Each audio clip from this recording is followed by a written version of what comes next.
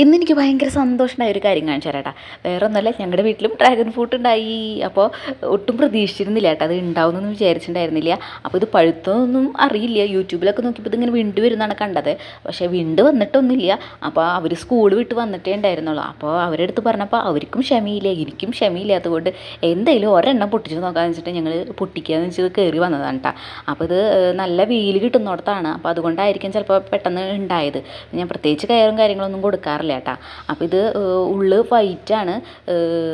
ഞങ്ങൾക്ക് ഏറ്റവും കൂടുതൽ ഇഷ്ടം പിങ്കാണ്. കഴിച്ചതിൽ ഏറ്റവും കൂടുതൽ ഇഷ്ടമായത് ആ കളറാണ്. ഇത് വൈറ്റ് വീട്ടിലുണ്ടായതുകൊണ്ട് എങ്ങനെയാവും എന്നൊന്നും ഞങ്ങൾക്ക് അറിയണ്ടായിരുന്നില്ല. മധുരമായിരുന്നു ഞങ്ങൾ പ്രതീക്ഷിച്ചിരുന്നത്, പക്ഷേ മധുരമായിരുന്നില്ല. ഒരു ചെറിയൊരു പുളി ഉണ്ടായിരുന്നു.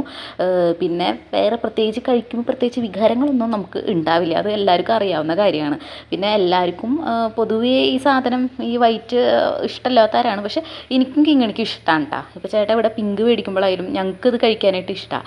അപ്പോൾ ഞാൻ ഫസ്റ്റ് തന്നെ ഞാൻ മുറിച്ചിട്ട് കിങ്ങിണിക്കാണ് കേട്ടോ ആദ്യം കൊടുത്തത്. അപ്പോൾ കിങ്ങിണിയുടെ റിയാക്ഷൻ വലിയ രസമില്ലായിരുന്നു. അവളും മധുരമാണ്. ഞാൻ പറയായിരുന്നു നമ്മുടെ വീട്ടിലുണ്ടായതല്ലേ, അതുകൊണ്ട് തന്നെ നല്ല മധുരമായിരിക്കും എന്നാണ് ഞാൻ മുമ്പ് പറയാറ്.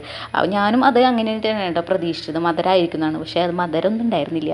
അപ്പോൾ ഫസ്റ്റത്തെ റിയാക്ഷൻ ഇങ്ങനെയായിരുന്നാൽ പോലും അത് മുഴുവൻ കഴിച്ച് തീർത്തത് ഞാനും കിങ്ങിണിയും കേട്ടോ. അപ്പോൾ ഇത്രയേ ഉള്ളൂ. ടാറ്റാ.